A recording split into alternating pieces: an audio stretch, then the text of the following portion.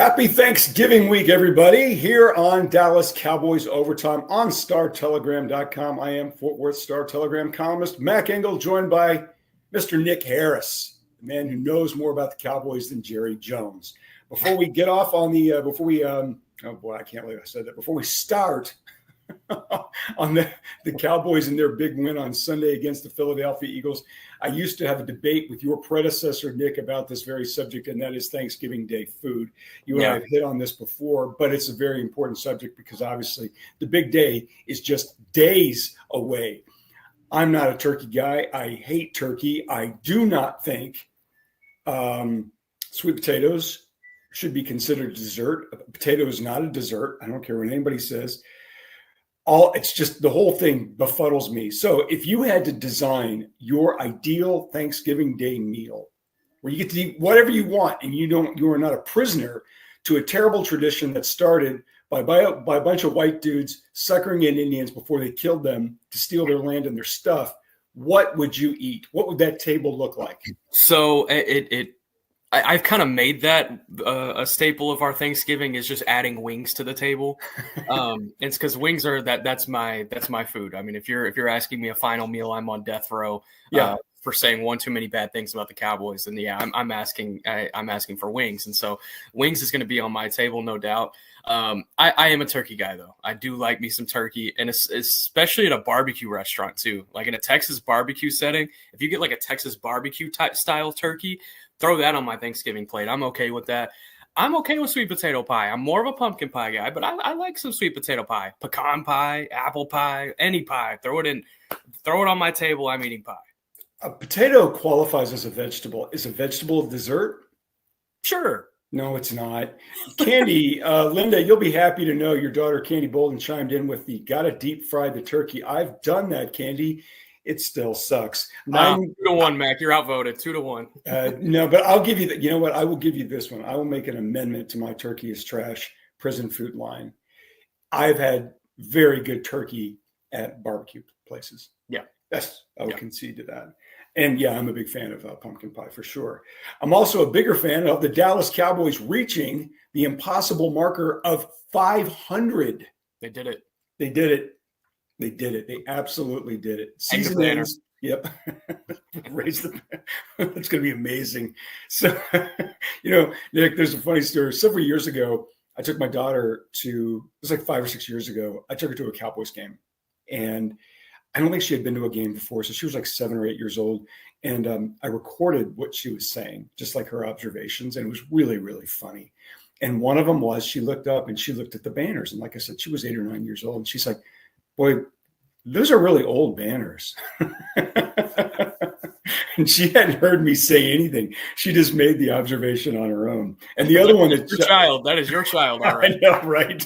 And the other one that really shocked me, like we were sitting low, it was a preseason game, was against Jacksonville. It was the Urban Meyer Jacksonville team. Ooh, yeah, right. This is the good old days. Ryan Schottenheimer as well. That's right. He was on that staff, wasn't he? He was passing game coordinator. That's right. She was fascinated by the cheerleaders. I was shocked by that. I was absolutely shocked by that because this is just stuff like she just sort of her eyes went to on her own, and that's what she was focused on. I'm like, wow, okay, this is how this happens. All right, it's not just a bunch of dirty old men. So the Cowboys hit 500. They come back from a 21-0 deficit to defeat the Philadelphia Eagles. Your predecessor, Clarence Hill, also still a renowned member of the DFW media covering the Cowboys for a different outlet, says this is the biggest regular season win of Dak Prescott's career. And I thought it's a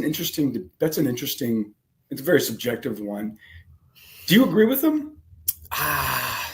I can't say that I do. Now I can't point to one that is like, it's that one far and beyond. Yeah, I think about the win over the Packers in 2016 in the regular season before they got him back in the playoffs. That was a big one. That was a huge one. Now, granted, that was his rookie year. If we're talking about the totality of his career, there's probably some bigger ones in the mix. But, I mean, he has had the stink around him over the course of the past half decade of not being able to win the big game, and that is stretched into the regular season as well. I mean, you go back through that 3-year stretch where they went 12-5.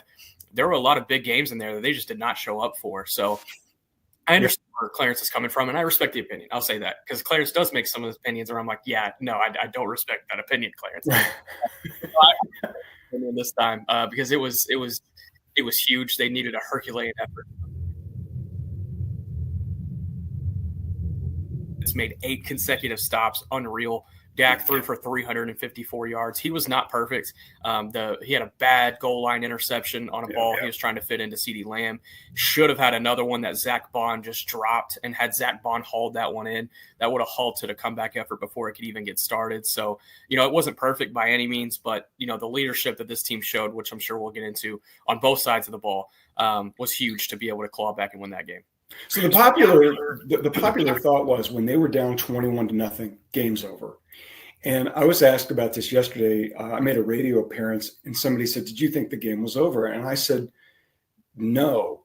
And I couldn't really put my finger on why. But the biggest reason I came away with it thinking they fell behind early enough, 21-0. They could still call the game and play the game the way they wanted to. Yeah. They didn't have to scrap the run.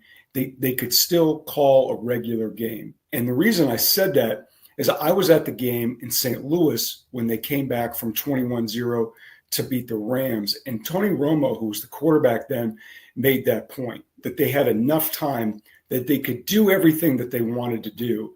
The part that I thought that defense was, we'll get into this in a second, had enough that they could get stops. The part that I did not see coming, I thought if Dallas is going to win this, it's going to be 31-30, 31-28, something like that. I never saw them throwing a shutout and coming up with 8 consecutive stops on Eagles drives. That's what I didn't see coming. So when they were down 21-0, did any part of you, like I did, think, well, maybe they can? Or did you think, nah, this is done? Our editor, Jim Barnes, we were talking about this game walking into the stadium, and Jim was like, I don't know what it is. I just feel like they're going to win today. And I was like, yeah, I agree with you. And then when it was 21-0, I kind of leaned over to Jim, and I was like, I don't feel as strongly about our take, but I'm not giving up on it just yet. And, we shared a laugh about it. But it's when you look up and you saw it was 21-0, but you also saw there was 10 minutes left in the second quarter. Mm-hmm. It was a lot of time to still work through what you could. And you mentioned it perfectly, Mac, and I mentioned it in the postgame stories that, they didn't have to press. They could still run the ball to Javonte Williams. He still had over 20 carries in this ball game. They were still able to operate with their normal pace. And that's credit to Dak Prescott and Brian Schottenheimer. Now, we'll get to some Brian Schottenheimer play calling issues that he had in this game. But I think that was one positive, is that they stayed with their typical pace. They did not press. We've seen that from previous Cowboys teams. I think back to a very similar situation in the playoffs back in 2023. They're down 21-0 against the Packers in the first half. Mm-hmm. They're pressing, and Dak throws a pick six on a ball that should not have been thrown. And, from there, that game was over. So, I think lessons learned for sure from that instance, and maybe something that they, thought about going into this deficit. But nevertheless, it helped them claw out of it there late in the first half. Late in the game, you mentioned it. I'm glad you brought it up because I didn't write it down, which was Brian Schottenheimer's decision to go for the touchdown after they forced the fumble with 5.5 minutes to go in the game. They forced the fumble. The long snapper recovers it. And it's amazing. That whole play was one of the more amazing sequences of hustle and determination that you could ever watch on film. It was beautiful to watch it. And I don't mean that sarcastically at all. That was just admirable professionalism and hustle and determination and pursuit. It was great to watch. So they get the ball at the 8. They don't get in the end zone. They've got 4th and goal at the 2. It's 5.5 and change left or whatever it was. And they went for the pass for the touchdown. I asked Dak Prescott after the game about it. The Eagles read the route correctly. They sit on the outside corners, on the outside receivers. They take it away. Dak gets pressured on the right side, and he forces a throw into Jake Ferguson short of the goal line, even if he had caught it. And Jake said he caught it, but it didn't matter. Yeah, they get away with it. Brian Schottenheimer, the whole logic was, well, if you give them the ball at the 2, they start at the 2. Yeah. And you hated it. I hated it. I really hated it. They hadn't let in the game at all. Your defense is getting – I just didn't like it. Do you think that's an example of a really confident coach, or somebody who maybe got a little too much of the Dan Campbell? I think it was a really confident coach. I think, and I understand the thought process, and So I tie it back to, there were some comments that Greg Olson made during a broadcast a few weeks ago that has really stuck to me over the course of the last, it's been a couple months now, so it's stuck to me over the course of the last 6 weeks or so. He was saying that, with the new kickoff rules, and, if it's a touchback, it comes out to the 35, and even with returns, you're starting to see offensive drives start around the 30 or 35. You are going to see teams in those kinds of situations go for it on fourth down way more often. And the numbers are showing that, whether it's a 4th and 3 or a 4th and 4, maybe even pushing to like 4th and 5. In some instances in the past where it's kick no matter what, now you're having conversations about it. And I think that was one of those instances where it's like, and Brian Schottenheimer mentioned it in his press conference yesterday, which would have been Monday.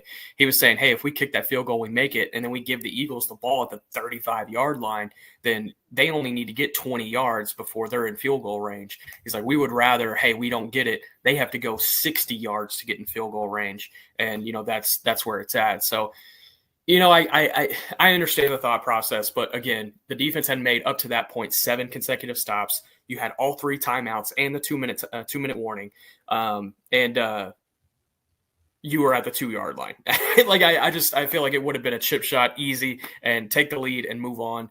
And, it's revisionist history. Maybe they kick that field goal and then the Eagles drain the clock, drive down the field and win the game. So, who am I? But I didn't like it in the moment, and I still don't like it now. I don't like it either for one reason and one reason only. You are asking your defense, which has thrown 7 consecutive stops, to do it an 8th time. And I just thought, and the first 2 plays right out of the gate went for like 11 and 13 yards. And I was like, okay, it's just so much to ask, especially the way that offense is pretty good. I mean, that offense is pretty good. And I just thought it was a lot to ask. I think one really important element that I've learned 20 years ago, 20 plus 25 years ago, is when you cover sports and you ask these guys, coaches, players, give me for their logic, why they did it. It's really important to do that, to see what the thought process was. And I see what Brian said, and when he went into further detail yesterday, I was like, okay, that'll make sense. I see the logic in it. I don't agree with it, but I see the logic in it. And it worked out. And I do think that's important. But that's been one fascinating trend of the last however many years in the NFL, how much of an outlier it used to be going for it on 4th down in any situation, right? Yeah. And now, because the rules now favor the offense so much, like I hate the kickoff going to the 35. I hate it. I realize points drive interest, but sometimes I'm like, come on, this is getting a little ridiculous. Do you hate the kickoff rules? Pardon? Do you hate the new kickoff overall? No, I understood. Okay. Again, and that's another thing. You bring up a really good point about the new kickoff rules. You go back into roster construction and how much decisions about an NFL team are affected by money. And there was a long time in there before you were covering the league, Nick, where they were having kickoff specialists. Remember that? Yeah. And you're basically paying a guy to kick the ball into the end zone. And you're like, that's an expensive player to do one thing. Yeah. And what you want is, well, if we're going to pay this guy $500,000 or whatever the minimum is, I don't know, whatever it is, you want him to be able to do more than one thing. And so you can tie that into, and Jerry Jones has talked about this, we want plays, right? We want plays where things happen. He never liked the kill the clock play. He hated that because it's not a play. It's just strategy. And I do like the fact that the kickoff is an important part, a return is an important part of the game because it brings in the toe and it brings in the potential excitement of a return. So I kind of like that it's the returns have gone up, Nick. I do like that. What I don't like is where the ball starts, like like Greg Olson's talking about. I hate that. It's just the difference between the 20-yard line and the 35-yard line, especially in the way they can kick field goals now. I'm like, yeah, that one. Do you like it? I do, but I understand the gripe around it. I was gonna say though, if you didn't like the new kickoff at all, I'd be like, well, you have something in common with the president. And so I saw that. It's like, I like how I think it was in a Washington Detroit game or something a few weeks ago, and he's just up in the booth. And he's like, "Can I just say the kickoff sucks?" And we're just like, "All right." We're going to avoid that subject for the sake of our own sanity. Let's go into something positive, and that is the difference the Dallas Cowboys with Quinnen Williams, the defensive tackle from the New York Jets, the Cowboys traded for at the trade deadline, has been unbelievably good. Like, he's been phenomenally good. The Cowboys defense before they got him was one of the worst in the NFL, maybe the worst against the run. In the last two games, the first two games with Quinnen Williams against the Raiders ran 12 times for 27 yards, and the Eagles with Saquon Barkley ran 18 times for 63 yards. You and I both thought this guy was a good player. To me, he has exceeded all very high expectations. He's been phenomenal. Yeah, absolutely. And to add on, let's break that down to just the running backs. Ashton Jeanty in that game against the Raiders had 6 carries for 7 yards. Saquon Barkley in this game against the Eagles, 12 carries for 22 yards. So it's unreal. It's the lowest total that Saquon has had since he's been an Eagle. It was his lowest rush success rate since 2015, it was the Eagles' lowest rush success rate since 2015. It was really good to see. And yeah, Quinnen Williams has been a massive impact. And it's not only come on the field, it's come off the field. At halftime, he was one of the many defensive leaders that stepped forward and threw some life under and threw a spark under this team. And Dak Prescott talked about it after the game. DeMarvion Overshown, Sam Williams, Wanye Thomas. A lot of guys were like, yeah, Quinnen Williams was huge in that moment, just to get everybody, up and alive and ready for that comeback. And so he's providing so much impact on and off the field. And it's funny because I have a couple of buddies who are Jets beat writers, and they've kind of been watching from afar over the course of the last couple of weeks. Is like he has that same spark that he had a few years ago when he felt like the Jets were competitive. Mm-hmm. And when he had that spark, that was when he was playing at his best. And he's like, when he feels like this team can be competitive, that is when you typically saw the best Quinnen Williams. He's like, you're probably seeing that right now, is that he feels that this team is, it has a shot, not only this year, but maybe for the future. And these last 2 weeks have certainly proved it. He's given you impact in the run game. He's given you impact in the pass rush. He's playing more of an attack front type style, which is what he was successful at in New York as well, rather than a read and react type style is what he played in the first half of the season with New York. So it's fun to watch, and it's been everything that Jerry Jones hoped when he paid that hefty price to go get him. So between adding Quinnen Williams and Logan Wilson, the linebacker from the Bengals, who did not start on Sunday but did play and played quite a bit, who would you say on the defense has benefited the most from their arrivals? Yeah,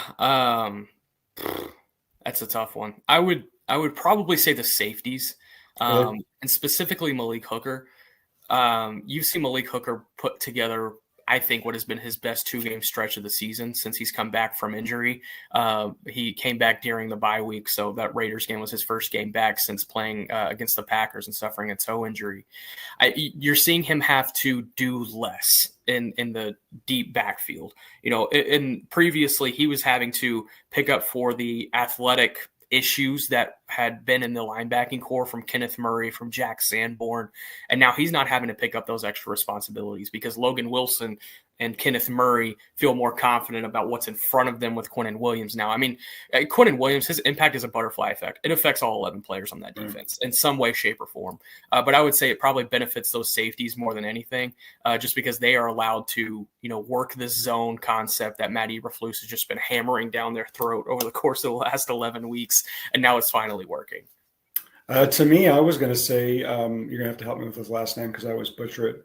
The rookie defensive end from Boston College, Donovan Azaraku. God, has he been good. I mean, the fact that you've got 3 D tackles, and really, Kenny Clark has been okay, since they got him from Green Bay. Quinnen Williams has been terrific. And to me, the space and the fact that he's occupying now so much of an offensive line. And I'm seeing that kid, I'm seeing him make plays and really make a difference. And when you've got that guy in the middle who can do that much, I mean, I was asking Babe Laufenberg about this, the longtime Cowboys broadcaster and former player.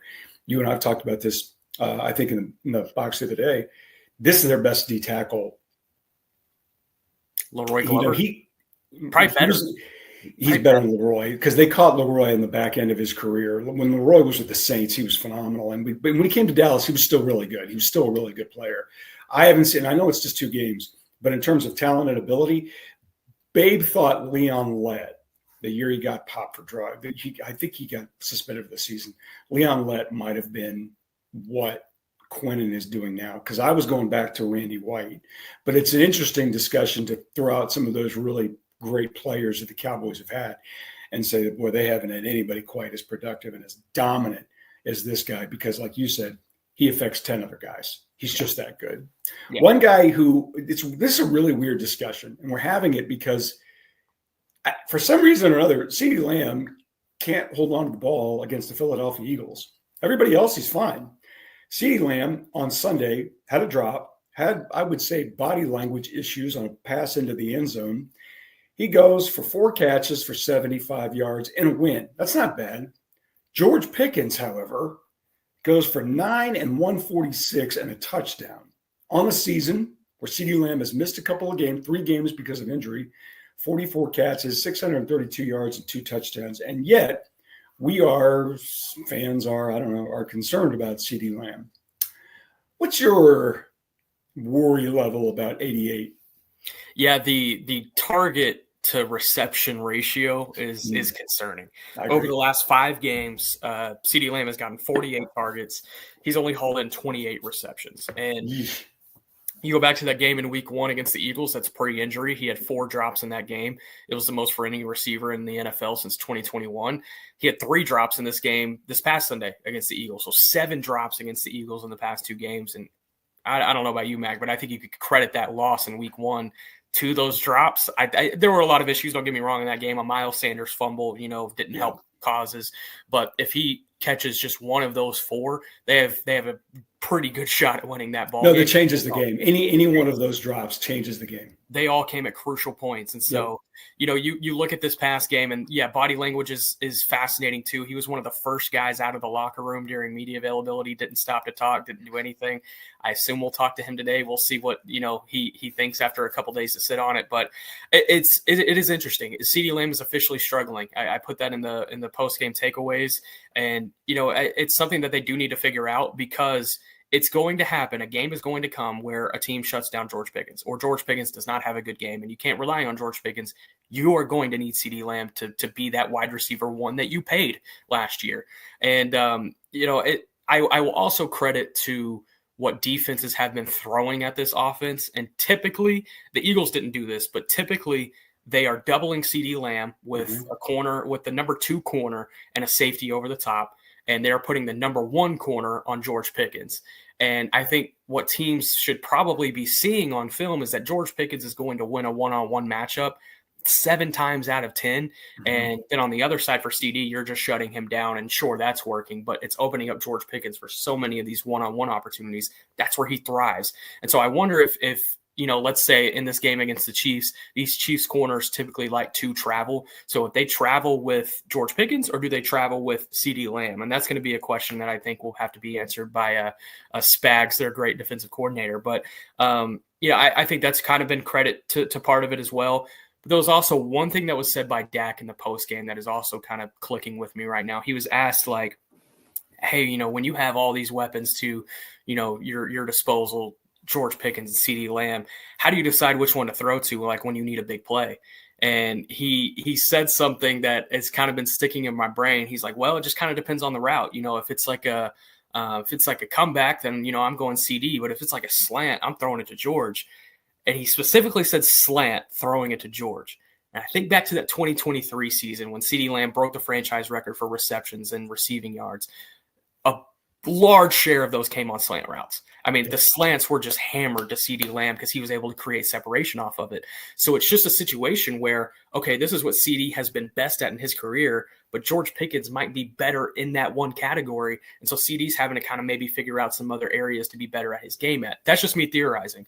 But, when I hear Dak saying, hey, if it's a slant, I'm throwing it to George Pickens, and you think back to how many yards CeeDee Lamb has had in his career off slants, it makes sense why there's probably a production discrepancy now between the two of these guys. So, it might just be a situation of CeeDee trying to figure out what is best for him right now and what works best for him in this offense moving forward. But they need to figure that out. They have to figure that out because, when it comes time to pay George Pickens this next year, they need to be comfortable with the fact that they are going to be paying probably north of $70 for both, or $70 million for both of these guys.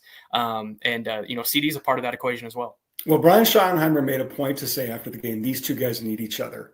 Yeah. And I think he's right. There are some things, I have some observations about this. You can tell me if you agree or not. This is really the first time, I think, where CeeDee Lamb has played opposite somebody that might be better than him, with the exception of Amari Cooper. But Amari, that was really early in CeeDee's career. So you could say, I think from an ego standpoint, you could look at that and say, this guy's a monster. Now they pay CeeDee Lamb. Now he's the monster. Excuse me. And then if you go back to his time at Oklahoma, he was the man. Yeah. And I would assume when he was in high school, he was really the man. If you find a D1 football player on a high school football team, that guy's going to be the guy. And now all of a sudden he's in a situation where the guy opposite him is just as good. And, even though, and I got to tell you this, you don't do what he did after that game. Your team won. Mm-hmm. And that's one of the biggest wins, regular season wins that your team has been a part of since you joined it. That is not the time to sit there and storm out of a locker room. That's a bad look. That his body language in the end zone on the Dak Prescott potential touchdown pass where he's pointing up and he's telling Dak where to throw it, where he should have thrown it. You don't do that. You don't do that. You didn't convert the play. You might have been able to make the catch, but you don't sit there and say, hey, throw it up in the back corner. Well, okay. That's a discussion for a different room, not the middle of the end zone after you don't get the touchdown. Yeah. To me, the biggest concern is your team just won a huge game. And Jerry Jones said it after the game. This was our season. If they had lost that game, everything changes. And that's where they are right now. That's the position they put themselves in. And for CeeDee Lamb to sit there and make it about him and storm out, you sit there and be happy. Fake it. Yeah. And you deal with it. You be a pro. And to me, that's the bigger concern about all that stuff. Drops. Yeah, that Eagles game, he still had one hell of a nice catch on Sunday on that bomb. I mean, it was a really nice catch, but he's got to do some adult things and some professional things, because right now he's making life harder for himself by acting the way he's acting when he doesn't need to. And they gave you the contract. Like that's what the money's for. So grow up. Okay. So we do have to bring this up, and I will probably bring it up at least for the next couple of weeks. And while it's relevant, can they get to the playoffs? They will host the Kansas City Chiefs, who are 6-5, having come off a big win against the Indianapolis Colts on Sunday, where they came from behind to barely beat the Colts. Cowboys are Kansas City's a 3-point favorite. The week after that, they play a Detroit team that's 7-4. Then they play Minnesota, who's 4-7 and fallen apart under J.J. McCarthy.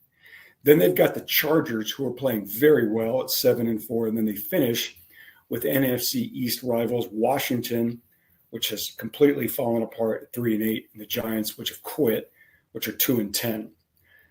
So I still think there's a chance they can do it. To me, they can't lose. They can only lose one game. Correct. Yeah. So you think they can get away with a loss and get in? Well, even with just one loss, they're going to need some help around them. I was playing with the playoff machine last night, and I was like, okay, let me kind of predict the rest of the NFC games throughout the season. And let's say the Cowboys win the rest and then lose one. And with that lose one, the tiebreaker against the Packers is going to be the one that's going to be factored in quite a bit. And you also have tiebreakers that you are going to lose against the Bears and the Panthers if that ends up being a case later down the road. But, the tie is going to make that thing balance out a little bit. But really, if you're focusing on it from the Cowboys standpoint, 1 loss. That's what you can afford at this point. 2 and you're done, in my opinion. So 1 is really where it is.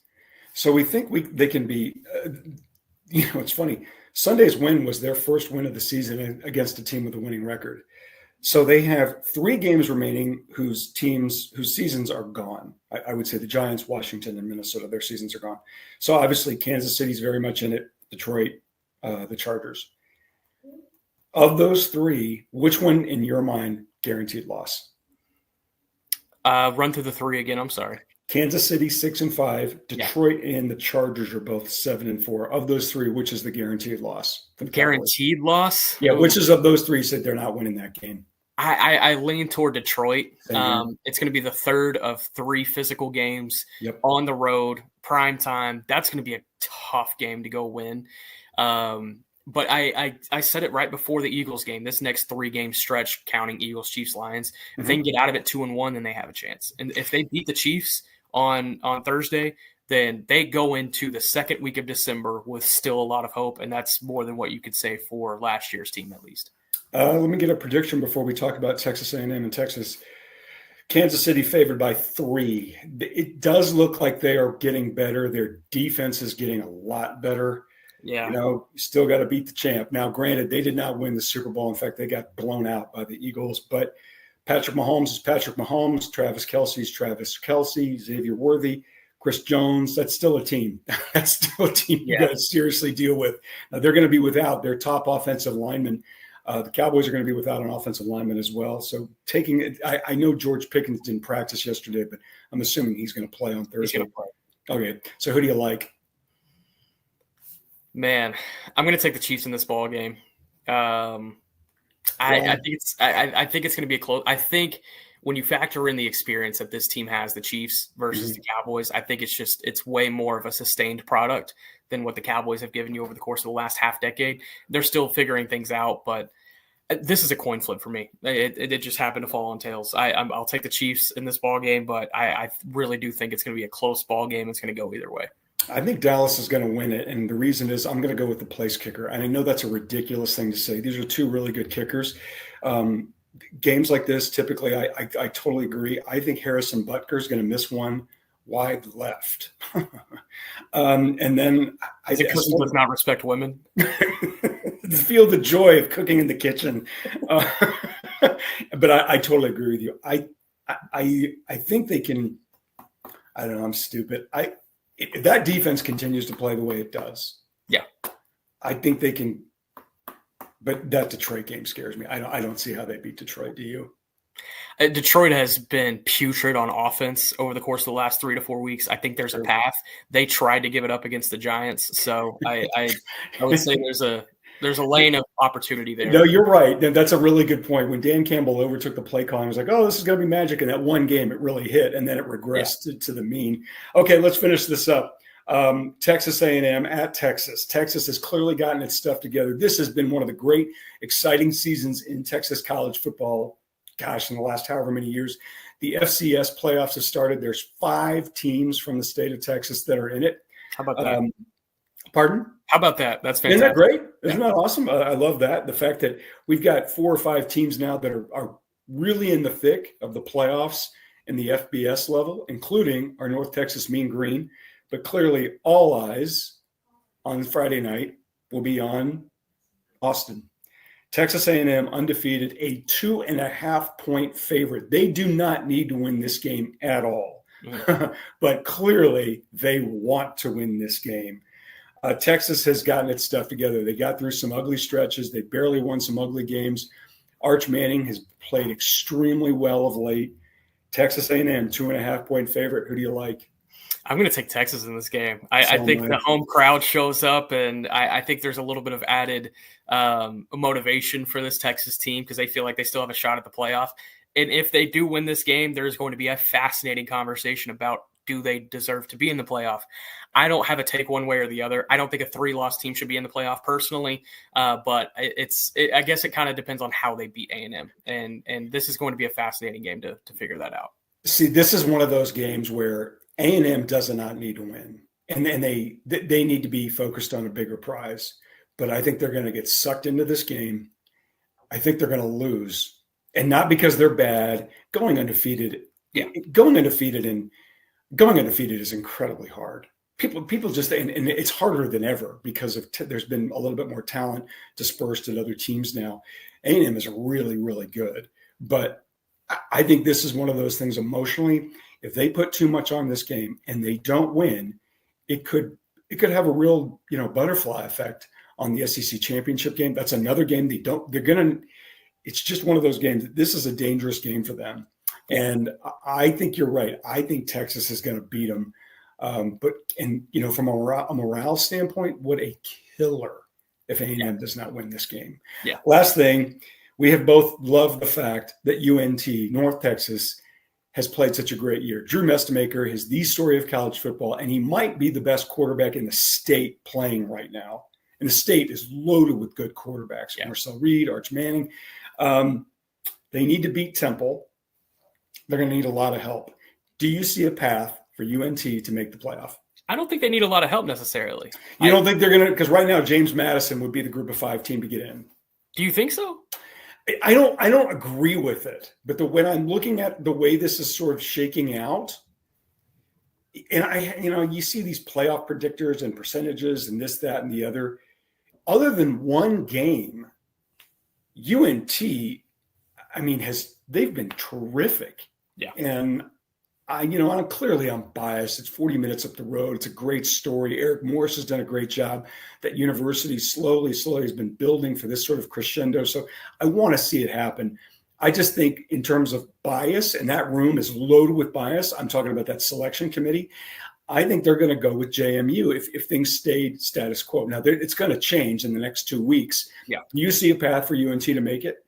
Well, the path is it starts with the rankings on Tuesday night. Tonight, yes. The rankings released tonight. Yep. North Texas and James Madison should both be getting into the top 25 because I think there were 3 teams between 20 and 25 that lost this last week. Yep. So these 2 teams should jump in. Whichever one comes in front of the other, that is going to be the determining factor, I think, moving forward and what needs to happen for the other side.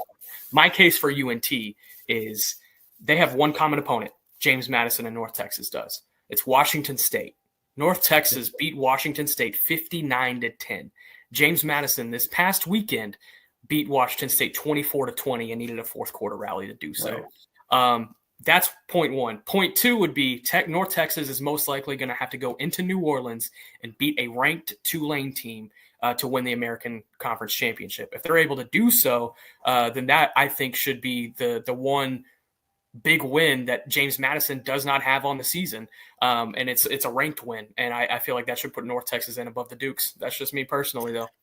Well, the one part of that concerns me is that whenever the rankings come out tonight, 6 or 7 o'clock, and let's just say for the sake of discussion, UNT's 19 and JMU's 20, right? And then everything holds status quo. Both teams went out and the margins are kind of the same or whatever. We have seen, especially in my backyard, literally, we've seen examples where the last poll comes out and they do a flip. 2014. That's the one. No, that was the first one. And that was a long time ago, but it happened. And it's happened other times. The Florida State one to me is still the biggest robbery. I know the TCU one is obviously the TCU Baylor one was a big point of discussion. The Florida State one to me is still one of the more disgusting things I've seen that committee do. So it's more like I could just see it happen. You bring up the Washington State argument. It's like, well, what's the point? Like, what are we doing here? You've got a common opponent, and UNT ran them out of the building, right? And I think it's more like this is a great story. I want to see it happen. I hope it happens. And I don't think Temple's going to be a problem. I think they're going to handle Temple. Yeah. Tulane's pretty good. It's going to be a big win if they're able to go down to New Orleans and do that. Right. But just the fact that they've done it, they've enjoyed this season, it bums me out because, look, we both know Mestemaker's gone. Yeah. His name's and Eric Morris. and their running back and their left tackle and their starting corner. Yep. But you know what? You might as well enjoy it while you got it. So I hope they go out and support it. Anyways, so Cowboys play the Chiefs, what will maybe be one of the most watched telecasts in the last 20 years. Yeah, absolutely. This is going to be a monster game. The whole slate of games on Thursday, Packers, Lions, quality game. Cowboys, Chiefs, quality game. I don't know about the Ravens, Bengals, but Joe Burrow is coming back for the first time since he suffered the turf toe injury. And clearly the Ravens are on a heater, and they're playing really good football right now. So all three of those games are really interesting. And the whole weekend's going to be terrific. Starting on Thursday, we got Ole Miss and Mississippi State and where Lane Kiffin's going because he's leaving. A&M, UT. Then clearly TCU finishes its season on Saturday against Cincinnati. And that's always been interesting to watch. But anyway, it's going to be a great weekend. For all of you who celebrate Thanksgiving, I hope you have a great, safe holiday and enjoy it. For all of your Cowboys coverage needs, keep it here on StarTelegram.com. We'll see you next week on Cowboys Overtime.